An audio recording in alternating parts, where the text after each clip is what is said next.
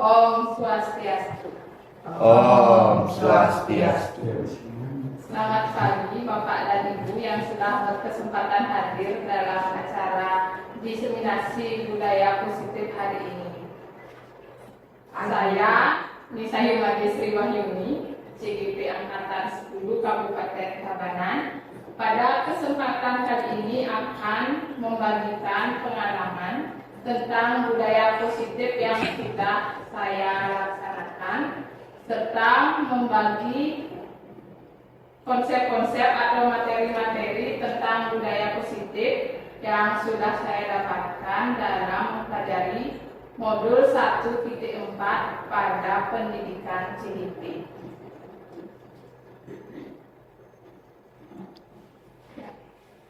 Adapun materi konsep inti budaya positif yang akan saya bahas hari ini, yang pertama perubahan paradigma belajar, yang kedua disiplin positif, yang ketiga nilai-nilai kebajikan, kemudian kebutuhan dasar manusia, motivasi perilaku manusia, posisi kontrol guru, keyakinan kelas, dan yang terakhir segitiga restitusi.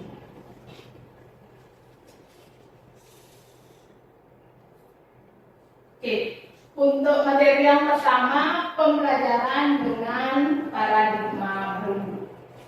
Pembelajaran dengan paradigma baru merupakan pembelajaran yang dirancang berdasarkan prinsip pembelajaran berdiferensiasi, sehingga para peserta didik belajar sesuai kebutuhannya berdasarkan tahap perkembangan sesuai teori psikologi modern untuk mewujudkan profil pelajar Pancasila. Bapak Ibu masih ingat apa saja yang termasuk profil pelajar Pancasila?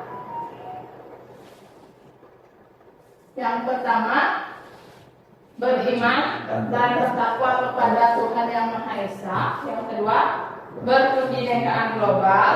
Ketiga, gotong royong, kreatif, bernalaris, dan mandiri. Oke, bagus sekali. Terus selanjutnya kita akan mempelajari tentang teori kontrol dan disiplin positif.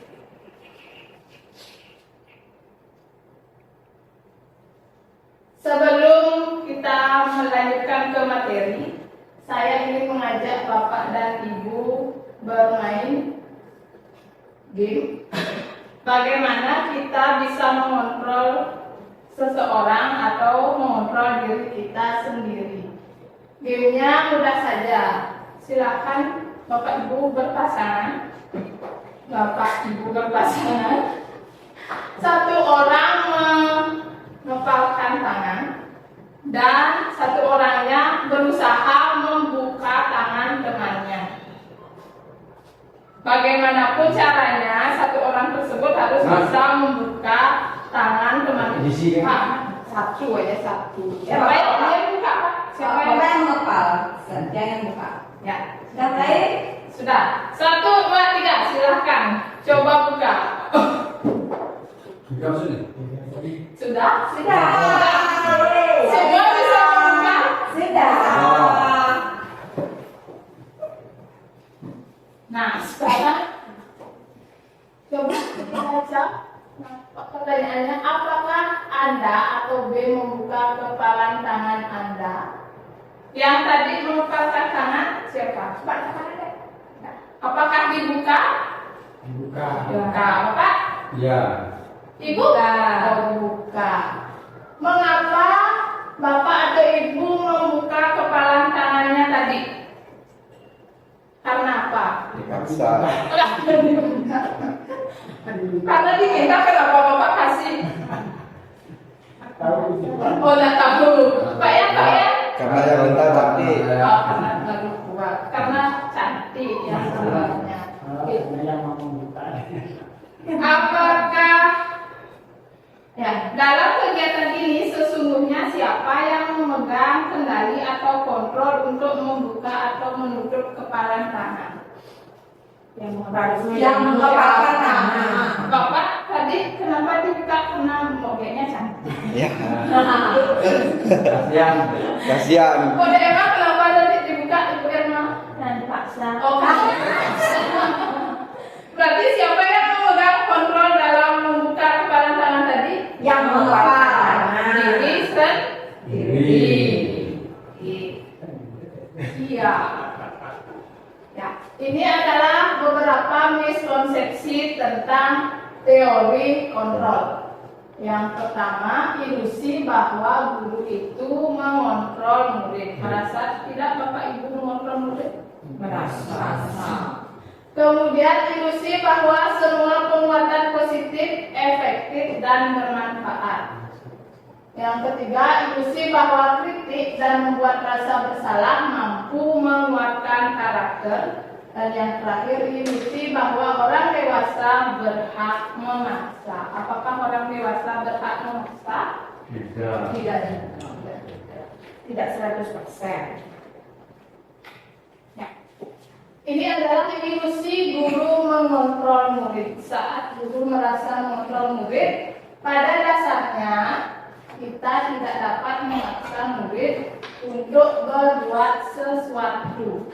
Jikalau murid tersebut memilih untuk tidak melakukannya, walaupun tampaknya guru sedang mengontrol perilaku murid. Hal demikian terjadi karena murid sedang mengizinkan dirinya dikontrol. Kemudian yang kedua, ilusi bahwa semua penguatan positif, efektif, dan bermanfaat. Penguatan positif atau bujukan adalah bentuk-bentuk kontrol dalam jangka waktu tertentu. Kemungkinan murid tersebut akan menyadarinya dan mencoba untuk menolak bujukan kita. Atau bisa jadi murid tersebut menjadi tergantung pada pendapat sang guru untuk berusaha. Yang ketiga, ilusi bahwa kritik dan membuat orang merasa bersalah dapat menguatkan karakter. Menggunakan kritik dan rasa bersalah untuk mengontrol murid menuju pada identitas gagal. Mereka belajar untuk merasa buruk tentang diri mereka. Mereka mengembangkan dialog diri yang negatif. Kadangkala sulit bagi guru untuk mengidentifikasi bahwa mereka sedang melakukan perilaku ini. Karena seringkali guru cukup menggunakan suara halus untuk menyampaikan pesan negatif. Yang keempat, ilusi bahwa orang dewasa memiliki hak untuk memaksa. Apakah Bapak atau Ibu sering memaksa? Sering.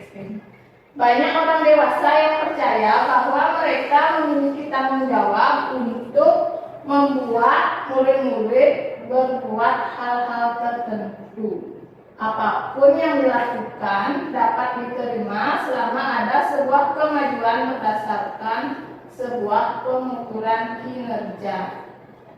Pada saat itu pula orang dewasa akan menyadari bahwa perilaku memaksa tidak akan efektif untuk jangka waktu panjang dan sebuah hubungan permusuhan akan terbentuk.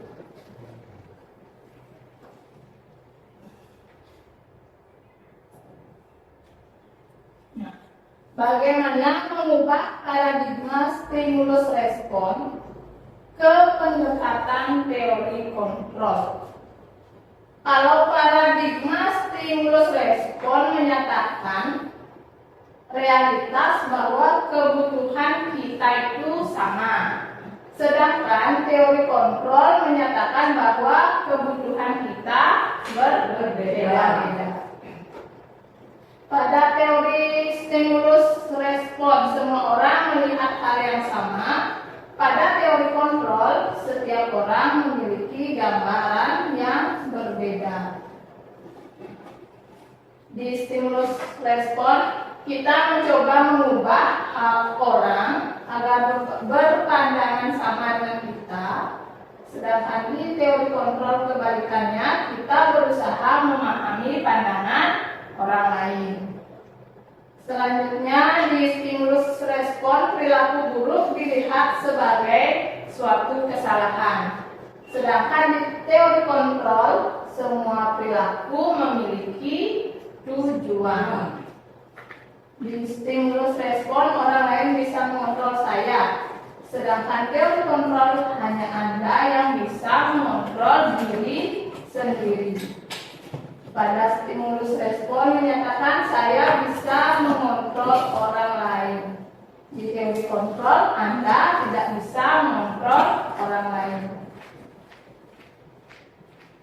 Selanjutnya, pemaksaan ada pada saat bujukan gagal, itu stimulus respon. Pada teori kontrol, kolaborasi dan konsensus menciptakan pilihan-pilihan baru.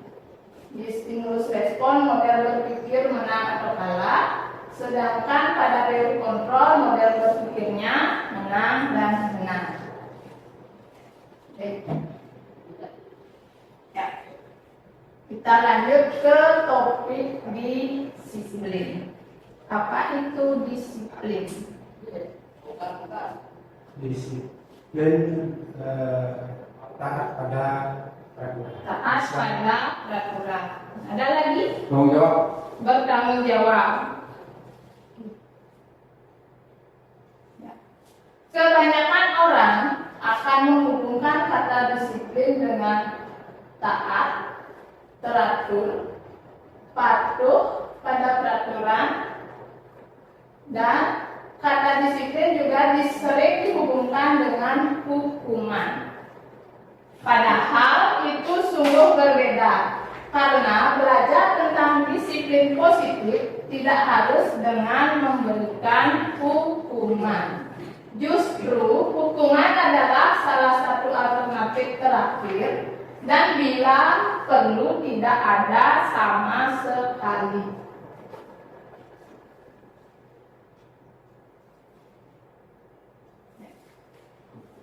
Disiplin positif. Disiplin berasal dari kata disiplina yang artinya belajar. Disiplin mengacu pada disiplin diri yang memiliki tanggung jawab terhadap apa yang dilakukan berdasarkan nilai-nilai yang kita yakini. Sedangkan disiplin positif merupakan salah satu cara penerapan disiplin yang bertujuan untuk menumbuhkan kesadaran serta memberdayakan peserta didik tanpa imbalan atau penghargaan, ancaman atau hukuman. Nah, sebagai pendidik, tujuan kita adalah menciptakan peserta didik yang memiliki disiplin diri, sehingga mereka berperilaku mengacu kepada nilai-nilai kebajikan universal dan memiliki motivasi intrinsik dalam perubahan perilaku ke arah yang lebih baik.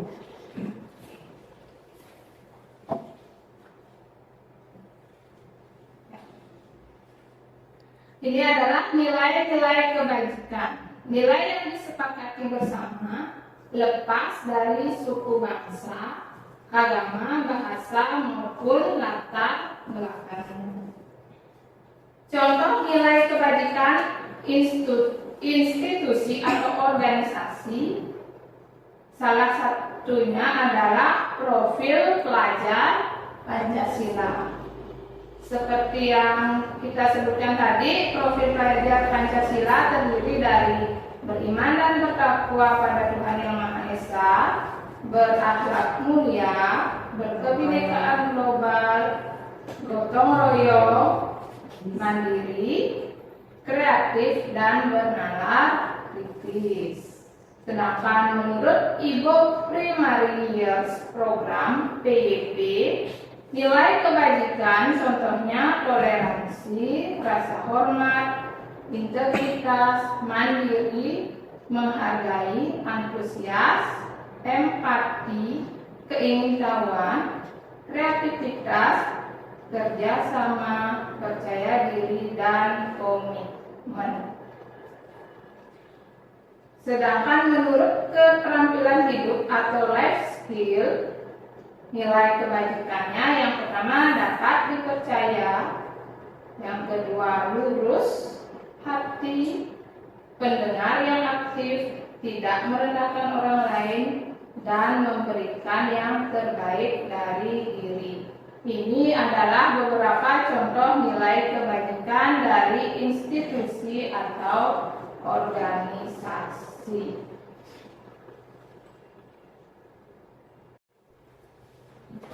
Baik, sekarang kita lanjut ke kebutuhan dasar manusia. Kebutuhan dasar manusia adalah segala sesuatu yang kita lakukan untuk mendapatkan apa yang kita inginkan. Seluruh tindakan yang kita lakukan memiliki tujuan tertentu, dan semua usaha terbaik yang kita lakukan adalah dalam rangka agar kebutuhan dasar kita terpenuhi dengan baik. Nah, apa saja yang termasuk kebutuhan dasar manusia? Makan, pendidikan, hiburan, Tidur, olahraga, tidur.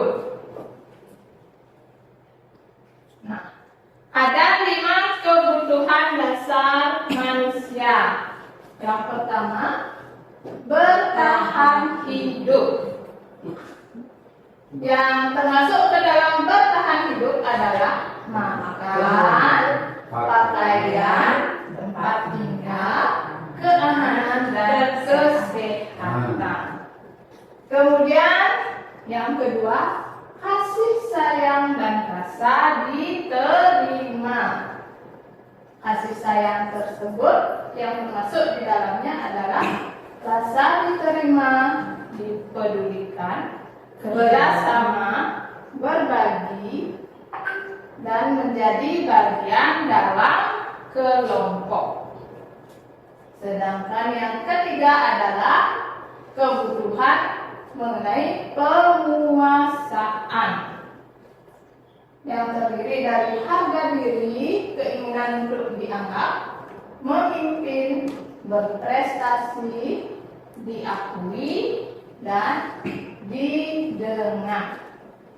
Yang keempat, kebutuhan dasar manusia yaitu kebebasan yang terdiri dari mandiri, memiliki pilihan, mencoba hal baru, mampu mengendalikan arah dirinya. Dan yang terakhir adalah kesenangan. Yang masuk ke dalam kesenangan yaitu bermain, humor, antusias, dan tertawa.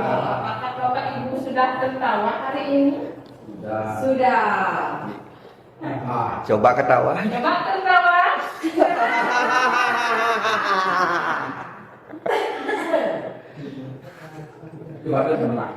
Baik, ini ada sebuah kasus tentang Agus. Kita analisis bersama-sama. Ibu Ani, guru bahasa Indonesia di SMP Harapan, sedang bingung menghadapi ulah salah satu murid di kelasnya, yaitu Agus. Beberapa anak telah datang dan mengeluhkan Agus yang seringkali meminta bekal makan siang mereka dengan paksa.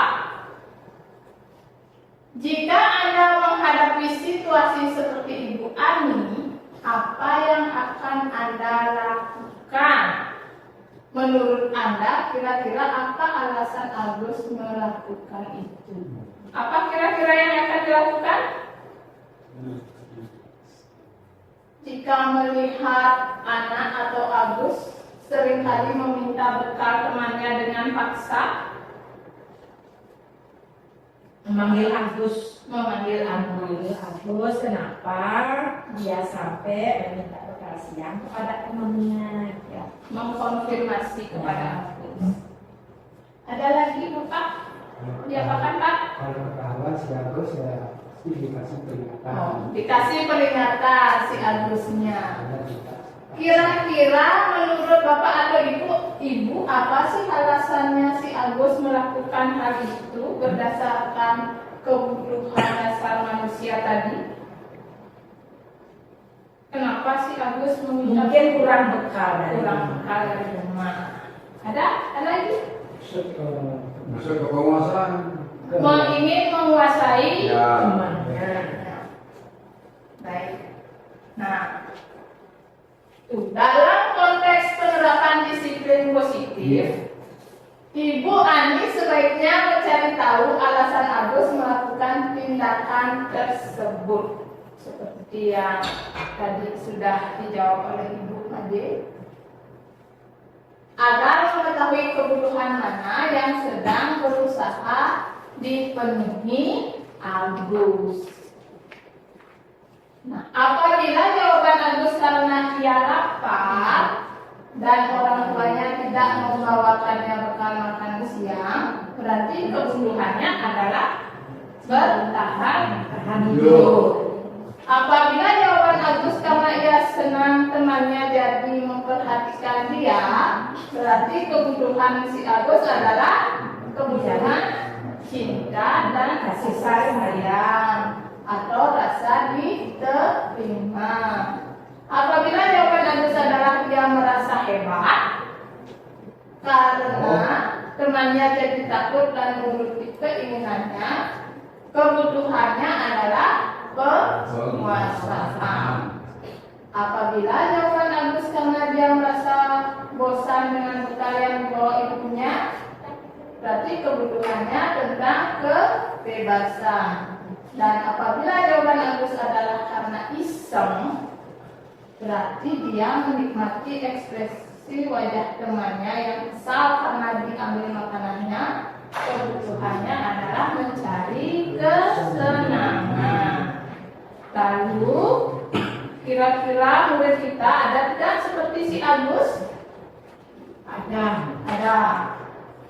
Bisa Bapak Ibu mengidentifikasi kira-kira kebutuhannya apa? Kalau si Agus Ya, contohnya si Agus yang di kelas 8A, apa yang sering dilakukan?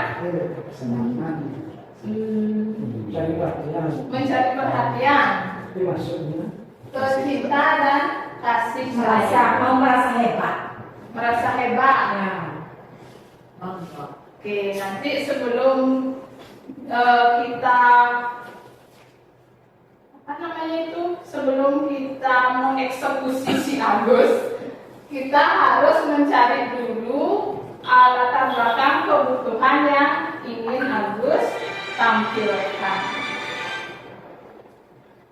Ya, berhubung HP-nya Bu Made sudah bunyi, kita langsung ke ice breaking, tebak gambar. Nanti di sana ada gambar berisi kalimat dan huruf yang dihilangkan. Itu boleh disambungkan agar menjadi kalimat yang benar.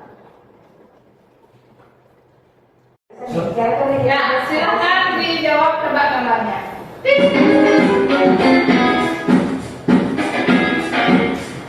Ayo langsung jawab.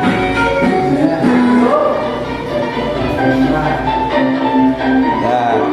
Satu jalan. Satu jalan. Satenya dihilangkan dulu. Satu jalan. Ya. Wah. Ya, nomor 2.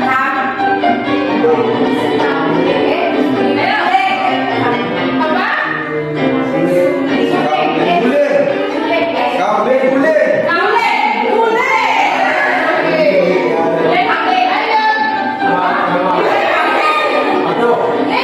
Enggak rebus. Enggak rebus.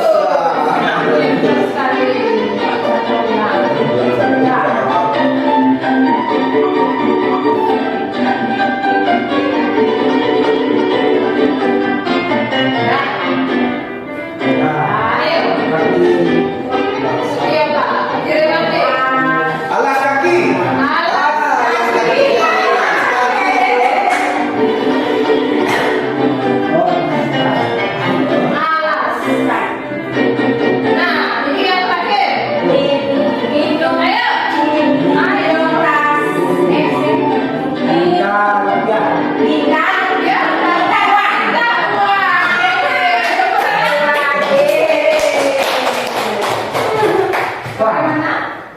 Lagi. Pan. Apakah Bapak Ibu senang?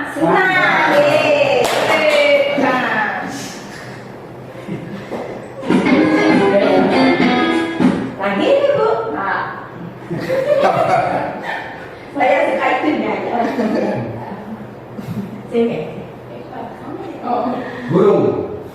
Nah, kita lanjutkan ke motivasi perilaku manusia. Motivasi manusia ada dua, yaitu motivasi ekstrinsik dan intrinsik. Ekstrinsik itu berasal dari dalam atau luar? Dua. X luar. In dalam. motivasi ekstrinsik yang pertama untuk menghindari ketidaknyamanan atau hukuman. Yang kedua, motivasi ekstrinsik bertujuan untuk mendapatkan imbalan atau penghargaan dari orang lain.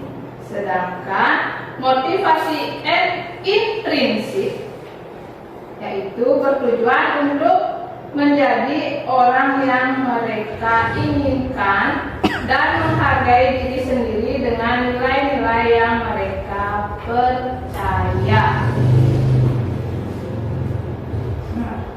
Apa yang guru lakukan untuk menumbuhkan motivasi murid? Apa yang biasanya ibu lakukan untuk menumbuhkan motivasi murid? Mencari nilai. Memberikan nilai besar, Memberikan hadiah. berikan hadiah, berikan pujian Bu, pujian. Oke. Apakah memberikan hukuman? Apakah Bapak Ibu pernah memotivasi murid dengan memberikan hukuman? Atau konsekuensi? Atau restitusi? Atau penghargaan? Nah, sekarang kita bahas apa itu konsekuensi, apa itu restitusi atau penghargaan. Nah, ini adalah perbedaan dari hukuman, konsekuensi, dan restitusi. Kalau hukuman itu akan membuat identitas gagal, sedangkan konsekuensi dan restitusi akan menciptakan identitas yang sukses dan menciptakan kedisiplinan. Kalau hukuman, sesuatu yang menyakitkan harus terjadi. Pada konsekuensi, sesuatu harus terjadi. Sedangkan pada restitusi itu adalah sebuah pilihan. Hukuman tidak nyaman untuk murid dalam jangka waktu panjang. Konsekuensi tidak nyaman untuk murid dalam jangka waktu pendek. Restitusi, korbannya mendapat ganti. Pada hukuman, murid akan tersakiti. Pada konsekuensi, murid dibuat tidak nyaman. Restitusi, murid atau anak akan mendapat penguatan. Pada hukuman, perilaku pasif agresif meningkat. Kalau memberi konsekuensi, penguatan hanya bertahan dalam jangka waktu yang pendek. Sedangkan restitusi, masalah akan terpecahkan. Pada hukuman, sistem tidak akan berjalan bila murid tidak takut. Pada konsekuensi, memerlukan monitoring dan supervisi terus-menerus dari guru. Sedangkan pada restitusi, murid belajar bertanggung jawab untuk perilakunya.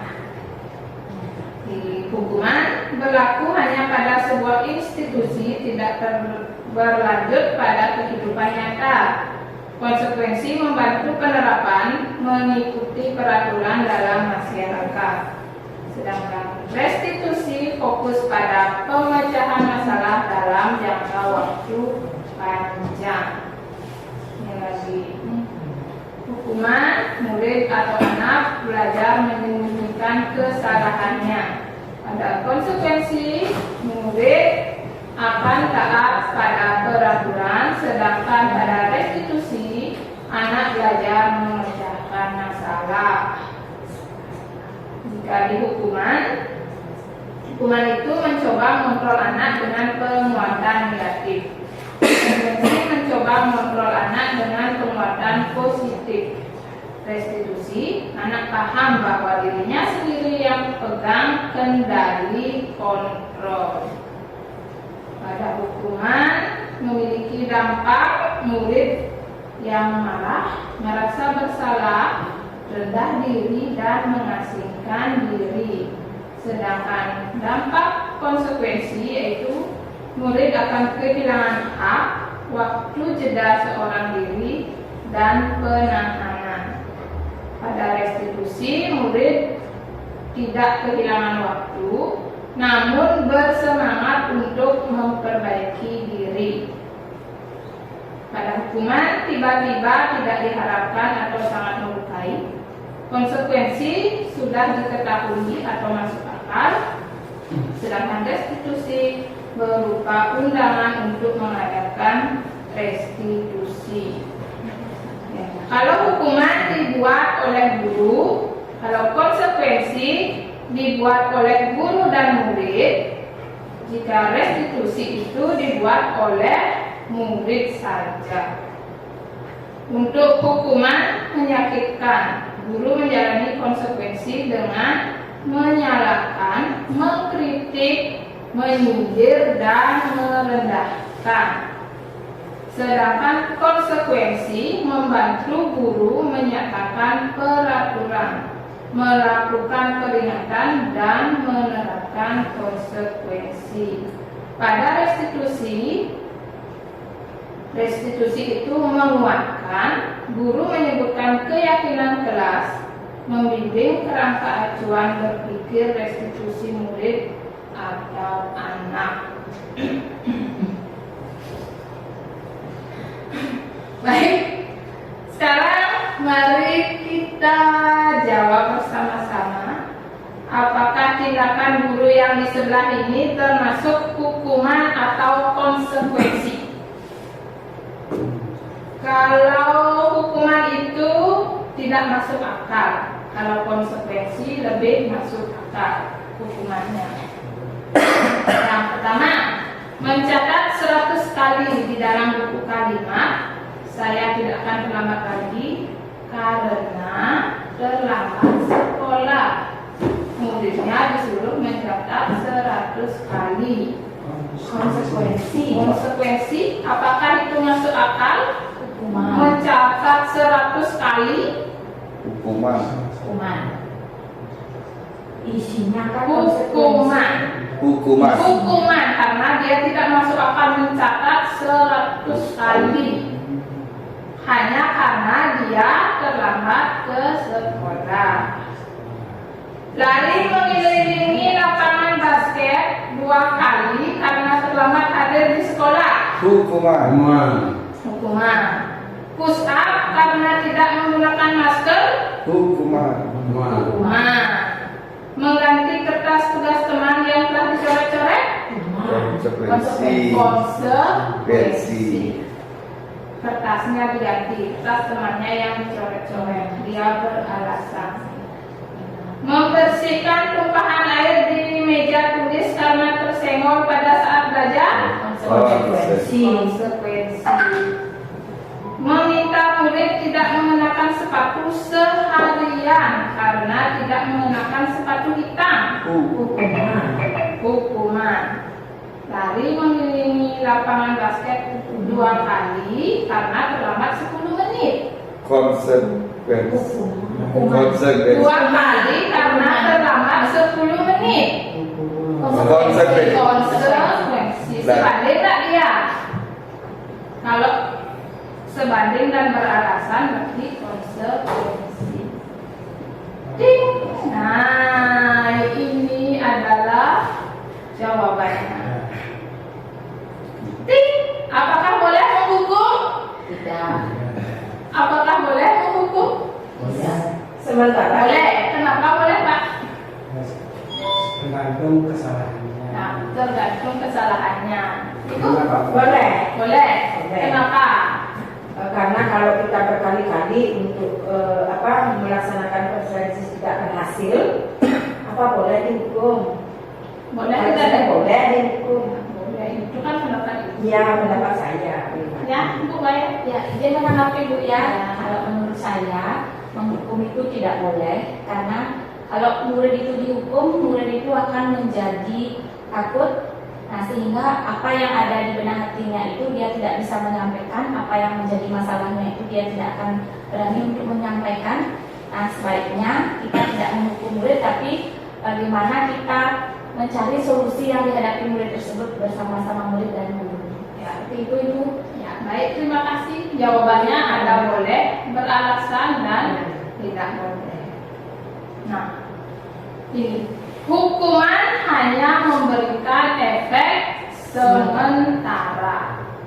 Hukuman merupakan bentuk motivasi eksternal dan untuk membangun motivasi dari dalam diperlukan restitusi sebelum memberikan konsekuensi. Jadi hukuman itu tidak boleh.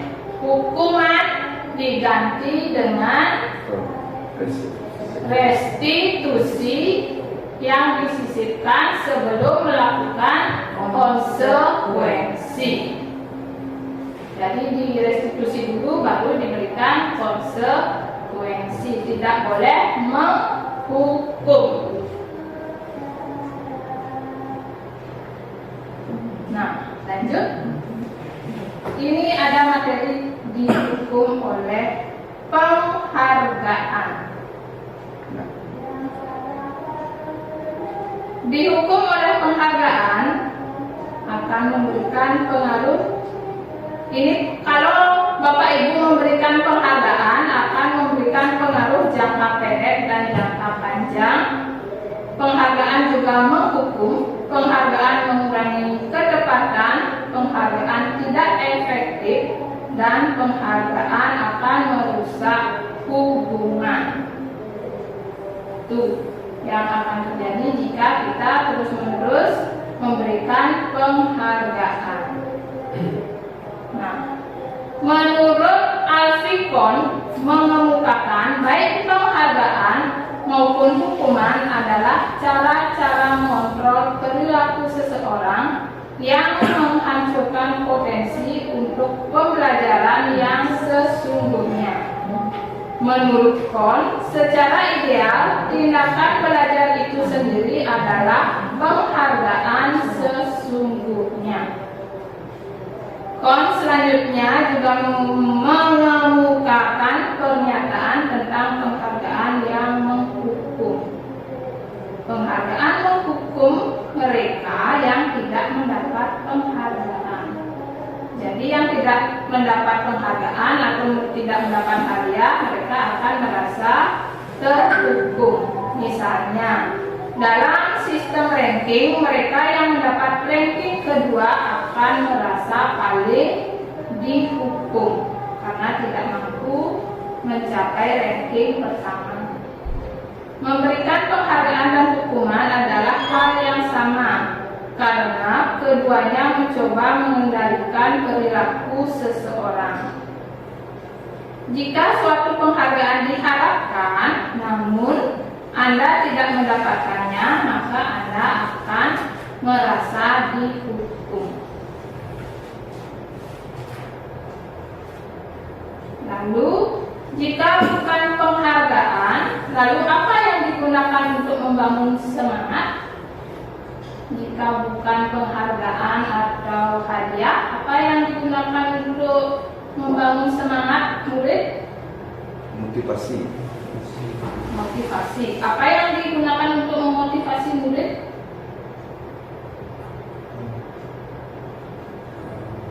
Ya. Penghargaan atau hadiah itu akan diganti dengan pemberian apresiasi. Kapan kita memberikan apresiasi? Saat murid melakukan usaha yang lebih baik. Yang kita apresiasi adalah usahanya.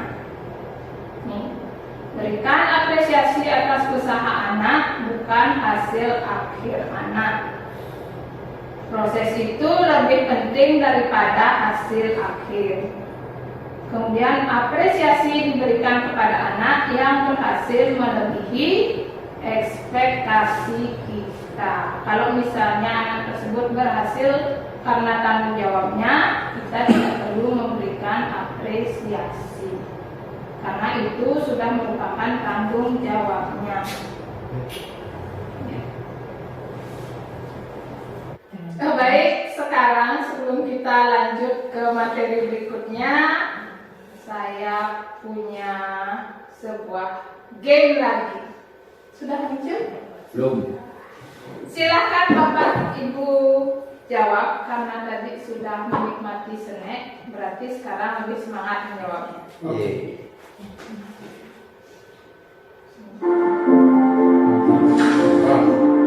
Selamat datang di channel Cerdas Cermat. Di video kuis kali ini, kita akan bermain kuis tebak-tebakan. Kamu akan diberi 20 pertanyaan. Tiap pertanyaan, kamu akan diberi waktu 10 detik untuk menjawab. Mari kita mulai. Sebelum mulai, jangan lupa klik like dan subscribe. Soal ke-1. Peta-peta apa yang bisa meledak?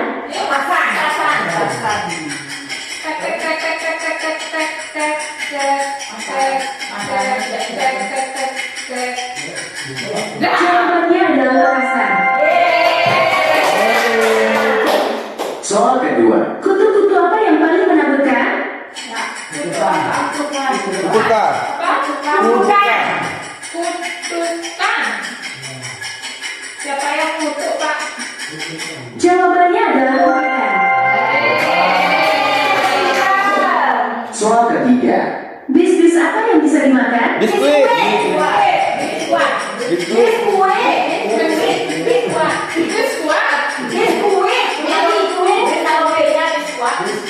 Jawabannya adalah biskuit. Soal keempat. Motor-motor apa yang bisa dimasukkan ke dalam satu baju dan celana? Motorola. Motorola, mereknya ini ya kan, Motorola. HP Motorola ya. Jawabannya adalah Motorola. Soal kelima. Kera-kera apa yang bersaudara? Kerabat. Habis makan. Habis makan semua semangat. Jawabannya adalah kerabat. Soal keenam. Bahan apa yang terbuat dari air?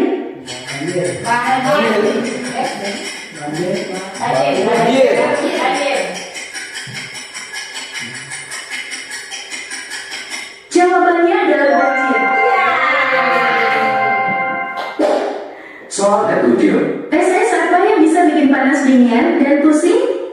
Esai. Es yang bisa bikin panas dingin dari pusing. Esai. Esai. Jawabannya adalah esai. Soal kedelapan. Sate-sate apa yang bisa terbang? Satelit.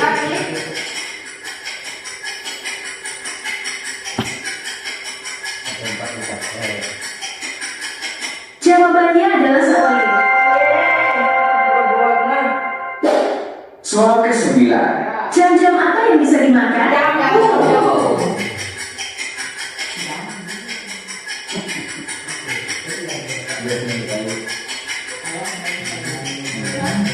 Jawabannya adalah jambu. Soal ke-10. Benda apakah semakin diisi semakin ringan?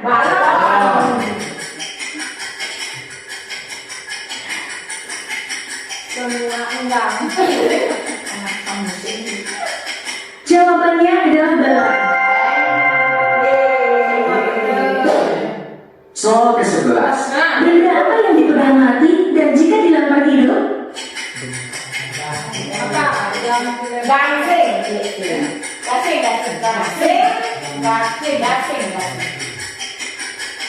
Jawabannya adalah gasing. Soal ke-12. Ban-ban apa yang bisa nyanyi dan joget? Banci.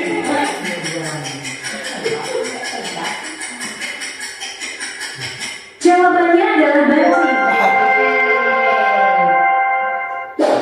Soal ke Ya, sudah. Mau lagi? Bisul. Nanti lagi ya. Bisul. Sekarang konsentrasi lagi Bapak dan Ibu. Ya. Sekarang kita bahas tentang 5 posisi kontrol guru. Posisi kontrol guru yang pertama adalah penghukum. Yang kedua, pembuat rasa bersalah. Ketiga, teman. Keempat, pemantau. Dan kelima adalah manajer. Kira-kira untuk menganalisis Bapak dan Ibu guru ada di posisi mana sekarang? Atau Bapak atau Ibu guru pernah melakukan posisi yang mana? Kita lihat contohnya yang saya tayangkan pada video. Silakan Bapak dan Ibu simak.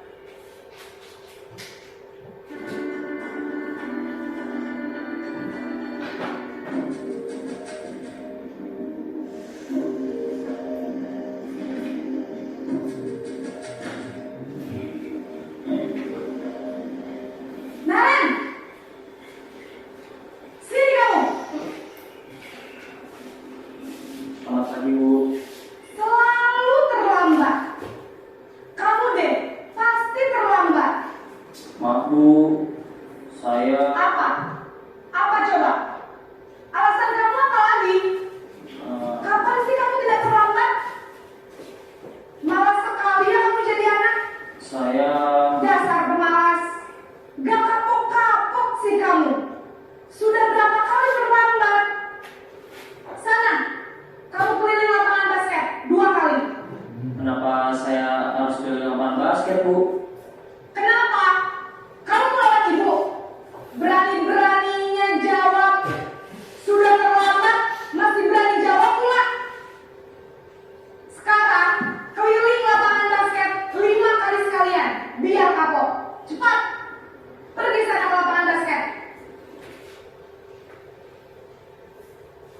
Sudah Bapak Ibu simak? Ya. Sudah. Ya. Ciri-ciri guru sebagai posisi penghukum. Yang pertama, berbicara dengan nada yang tinggi. Pernah Bapak Ibu Pernah. Yang kedua, coba dibaca Bapak Wayan. Menghardik, menunjuk, berkaca pinggang, membentak. Lanjut di bawahnya Pak. hukuman bisa berupa Maaf, fisik. Pak. Tidak bisa. Saya bisa bantu. Dan saya Kumade. hukuman bisa berupa fisik atau verbal. Ini adalah ciri-ciri posisi guru sebagai penghukum. Apa dampaknya terhadap murid? Tring. Ya. Apa dampaknya? Yang pertama, murid cenderung akan memberontak dan menjadi pendendam. Yang kedua, murid tidak menyukai guru atau mata pelajaran yang guru mampu. Itu posisi penghukum. Lanjut, yang kedua, video posisi pembuat rasa bersalah.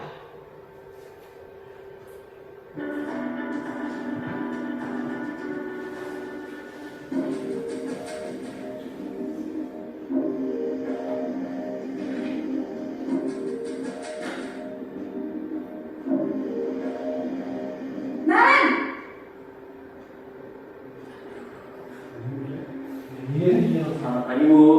Naren, kamu kenapa terlambat lagi, nak?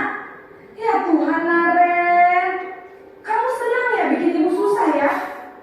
Kalau kamu terlambat lagi, nanti ibu yang ditegur bapak kepala sekolah, nak. Disangka ibu tidak bisa membina kamu. Duh, gimana ini? Maaf Bu. Duh, Gusti Naren, kamu suka ya kalau ibu ditegur bapak kepala sekolah? Terus, sekarang ibu harus tulis apa ini di buku absen? Ini kamu sudah sering terlambat loh. Ibu harus apa coba? Maaf Bu. Maaf sekali. Ya sudah, lain kali jangan bikin ibu susah lagi ya nak ya. Ibu tidak akan kuat lagi kalau kamu begini terus. Bisa jantungan kalau ibu ditegur bapak kepala sekolah. Sana cepat ke kelas. Maaf ya Bu.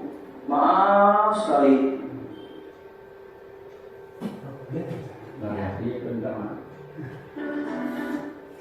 Nah, ciri-ciri posisi pembuat rasa bersalah, yaitu berbicara dengan nada tenang, cenderung lembut. Yang kedua, kata-kata yang diutarakan membuat murid merasa bersalah dan murid merasa menjadi orang yang gagal. Nah, apa dampaknya terhadap murid? Murid akan merasa bersalah, maka identitasnya gagal. Murid akan menyimpan emosi negatif dalam dirinya. Murid akan merasa rendah diri dan menarik diri dari lingkungannya. Lanjut, posisi 3, itu posisi teman.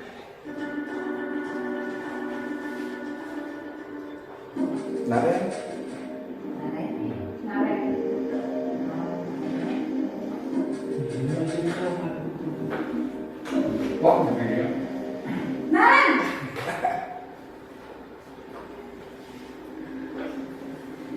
Selamat pagi Bu. wah, sudah jam berapa ini nak? Terlambat lagi ya sayang. Iya Bu. Habis ibu saya lupa bawa saya Bu. Kamu malah menyalahkan ibu kamu. Kamu bukannya anak yang larinya paling kencang. Kok terlambat sih? Iya Bu. Saya memang terlambat bangun tadi. Jadi biarpun saya lari kencang, tetap gak kekejar Bu. Ya sudah sana, nanti lain kali larinya lebih kenceng lagi ya, biar gak terlambat lagi. Bikin seneng ibu, demi ibu, bisa kan? Bisa lah Bu. Ya sudah sana masuk kelas, ibu beresin urusan absen kamu. Kamu ini ada-ada saja.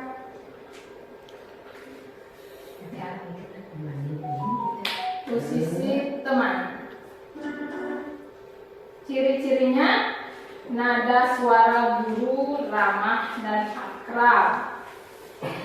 Cenderung bersenda gurau, menghangatkan suasana agar suasana tetap santai. Murid merasa senang, aman, dan akrab terhadap guru. Nah, pada posisi ini identitas akan berhasil. Namun, posisi teman bukanlah posisi yang terbaik karena dampaknya posisi teman merupakan dorongan eksternal, bukan berasal dari dalam diri murid. Murid akan ketergantungan dan hanya akan baik pada orang-orang tertentu saja. Murid tidak mandiri dan tidak mampu berpikir untuk diri sendiri. Pemantau stik, penghukum salah, membuat rasa bersalah juga salah. Teman setengah baik setengah salah. Lanjut ke posisi pemantau.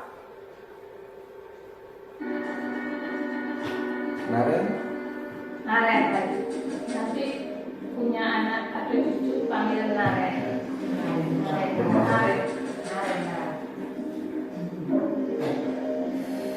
Naren.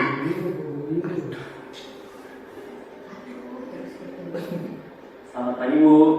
Naren, apa peraturan sekolah kita tentang jam berapa kita harus masuk sekolah, nak? Kita harus di sekolah jam 7 Bu. Iya betul, sekarang sudah jam 7.20. Naren sudah tahu konsekuensinya jika terlambat hadir. Paham Bu, saya harus tinggal kelas pas jam istirahat selama 20 menit. Iya benar, konsekuensinya demikian. Jadi nanti jam 9.30 pas istirahat, kamu harus tinggal di kelas, kerjakan tugas tambahan untuk ketertinggalan kamu, ya? Baik Bu. Itu posisi pemantau. Ciri-cirinya: 1. Nada suara datar, tidak emosi, tidak bersenda gurau, tidak menggunakan suara yang tinggi. Maka tercipta identitas diri positif atau berhasil. Guru mengarahkan murid berdasarkan peraturan atau konsekuensi. Guru tetap memantau murid saat diberikan sanksi. Apakah ini bagus? Bagus. Lebih bagus dari penghukum.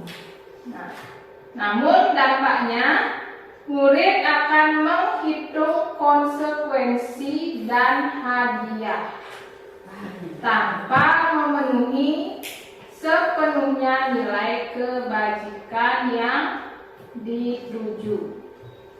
Dan murid tidak sepenuhnya mandiri.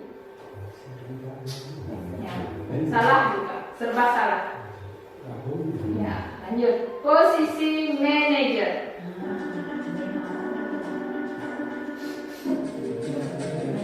Manajer.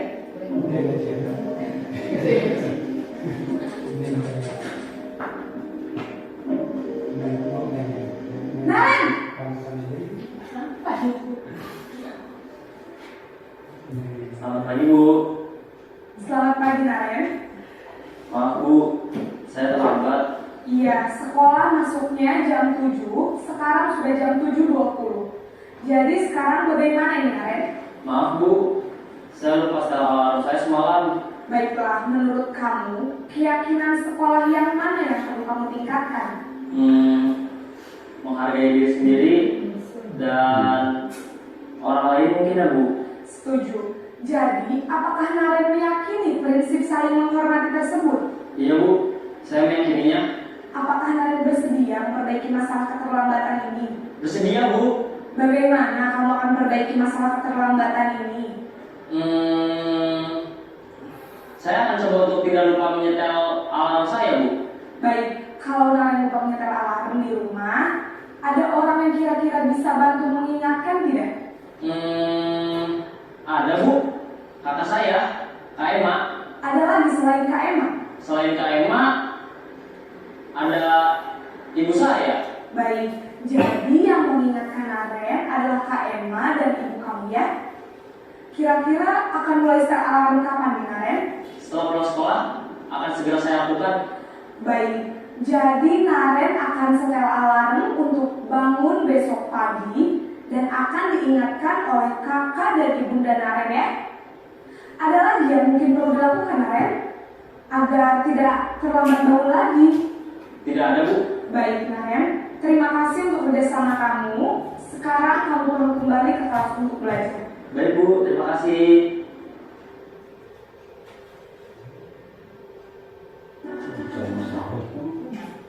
Ciri-ciri posisi manajer: suara netral, tidak emosi, tidak terlalu ramah dan tidak bernada tinggi. Tercapai identitas positif atau berhasil. Guru akan dengan tulus mengajukan pertanyaan-pertanyaan bermakna agar membuka pikiran murid. Guru membimbing murid untuk memecahkan masalahnya sendiri.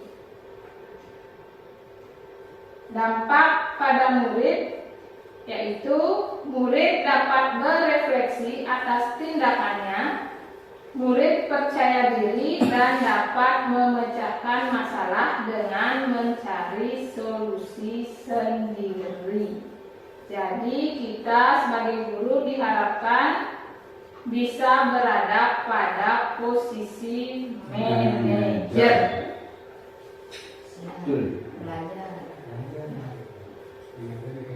Mari kita belajar bersama-sama.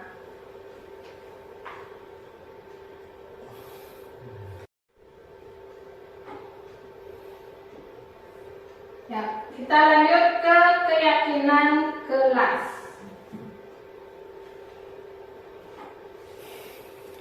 Bagaimana pembentukan keyakinan kelas itu? Keyakinan kelas sifatnya abstrak, berupa pernyataan universal, dibuat dalam pernyataan positif sedikit saja. Kalimatnya sedikit saja, tidak banyak keyakinan. Jangan terlalu banyak supaya muridnya mudah mengingat. Sesuai dengan kondisi kelas dan sekolah sehingga mudah diterapkan. Semua warga sekolah atau warga kelas dilibatkan saat membuat keyakinan kelas. Contoh penerapannya, tring. Yang pertama, meminta siswa untuk menuliskan keyakinannya atau harapan dalam proses pembelajaran ke depannya. Setelah menuliskan, kemudian ditempelkan pada papan tulis atau kertas manila yang sudah disiapkan. Lalu, keyakinan tersebut akan dibahas, dan jika ada keyakinan yang sama maka akan disimpulkan. Setelah itu mengubah keyakinan agar menjadi kalimat positif. Misalnya kalimatnya tidak boleh membuang sampah sembarangan diubah menjadi menjaga kebersihan lingkungan atau kelas. Yang terakhir adalah menyepakati atau menandatangani keyakinan kelas. Kemudian keyakinan kelas tersebut ditempel di dalam ruangan kelas.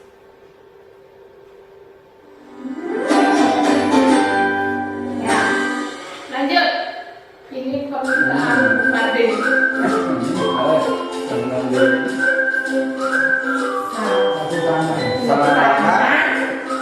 Merah. Satu tangan merah. Wah, bukan. Mau mulai. Biar mata. Mata ibu.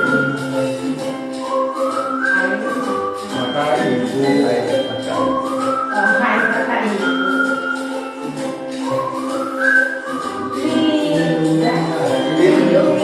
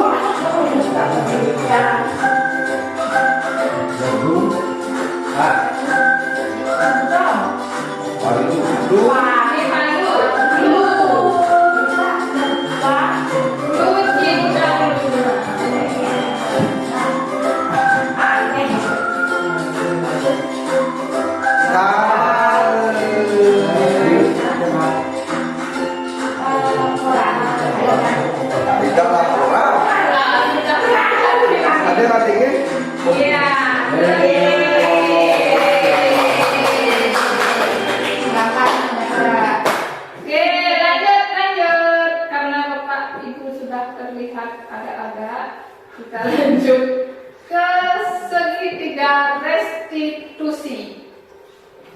Nah, ini merupakan langkah untuk menjadi guru yang berperan sebagai seorang manajer.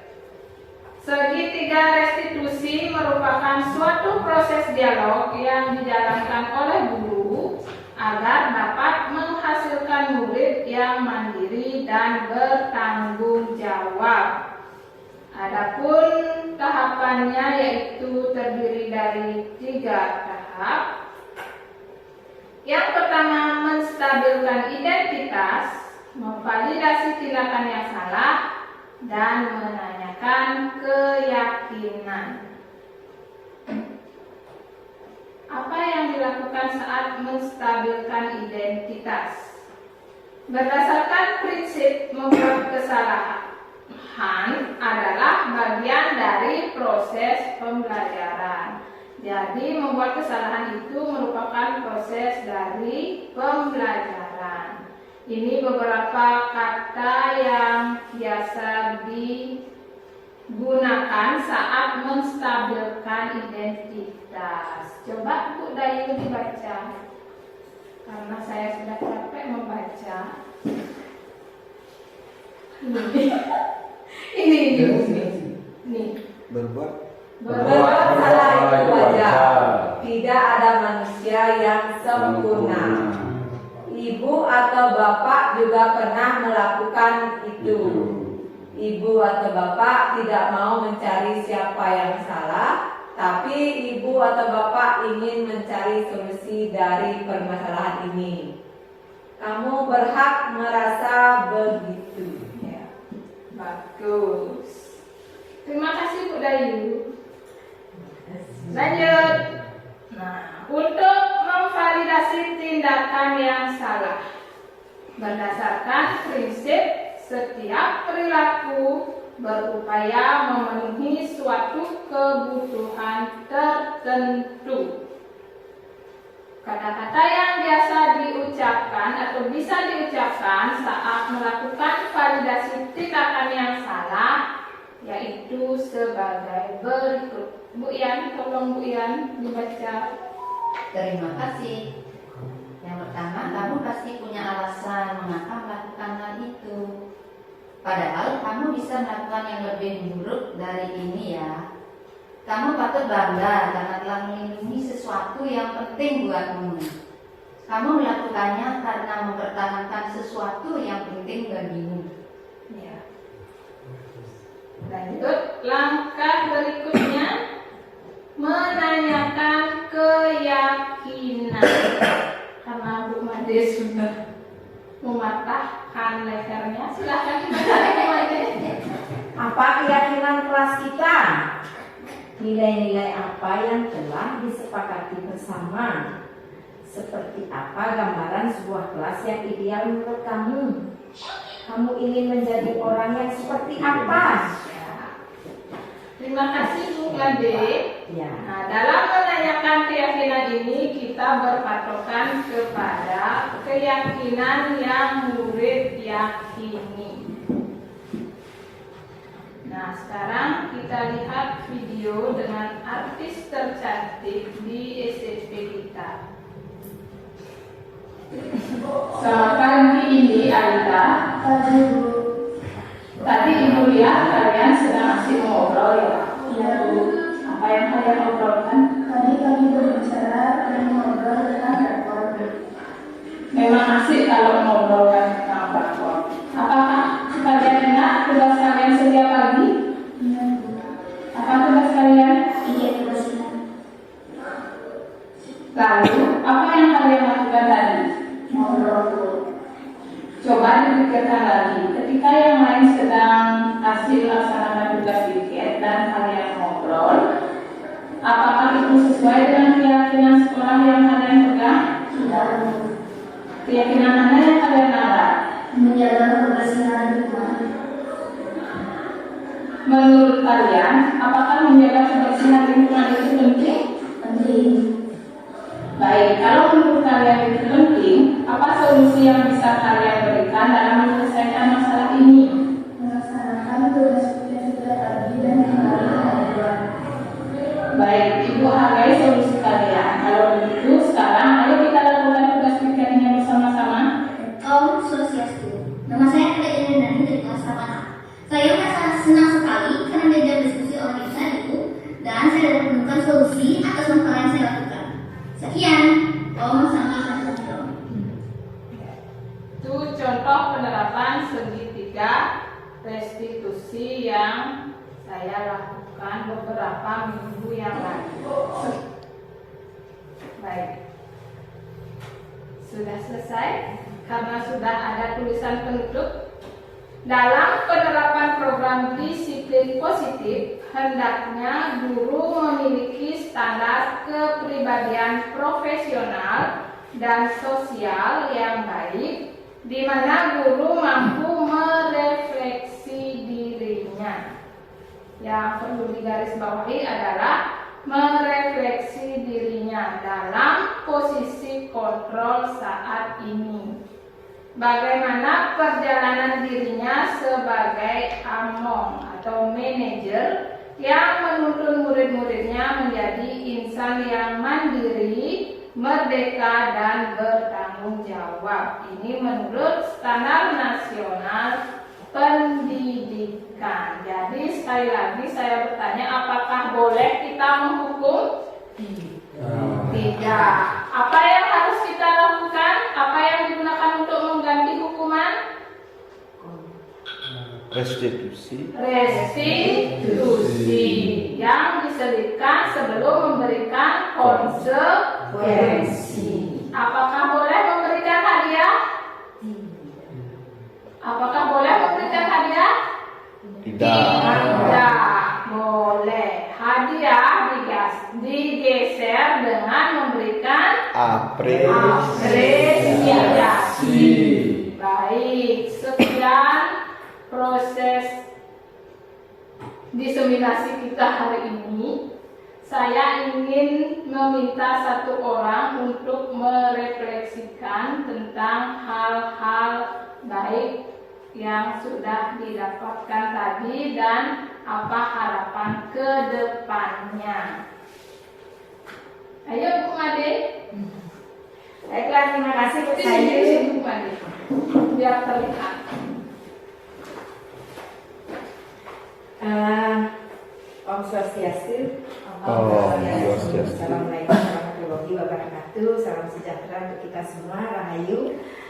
Terima kasih atas waktu yang diberikan kepada saya untuk memberikan sedikit refleksi dari paparan yang disampaikan oleh Bu Sayu. Dalam hal ini saya merasa sangat mendapatkan banyak hal tentang budaya positif yang dibagikan oleh Bu Sayu, karena dalam diri saya sendiri saya ingin mengubah, saya ingin berbenah. Setiap saat kita semua ingin berbenah untuk menjadi yang lebih baik. Jadi untuk hukum menghukum, nah seperti biasa kita secara konvensional dulu saya sering melakukannya. Saya juga mohon maaf karena baru sekarang saya mendapatkan informasi itu dengan paparan dari Bu Sayu yang begitu mendalam. Ada contoh-contohnya yang budaya positif, dan saya ingin berubah. Saya ingin memperbaiki diri. Saya ingin melaksanakan apa yang disampaikan tadi oleh Bu Sayu. Berarti kita berhenti menghukum, kemudian kita memberikan apresiasi. Kemudian kita bertindak sebagai manajer untuk anak-anak kita supaya nanti kita bukan lagi guru yang ditakuti, tetapi kita disegani. Ya, terima kasih. Semoga kita semua berubah. Harapan kita apapun yang tadi disampaikan oleh Bu Sayu, semoga kita bisa melaksanakannya dengan baik demi kemajuan anak-anak didik kita nanti untuk di masa depan. Terima kasih, demikian yang dapat saya sampaikan. Om Santi Santi Santi Om. Om Santi Santi Santi Santi Om. Terima kasih Bu Made.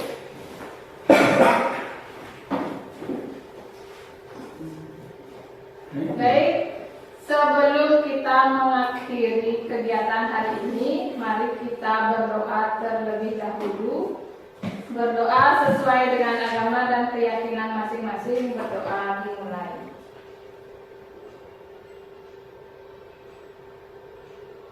Berdoa selesai. Om Santi Santi Santi. Om Santi Santi Santi.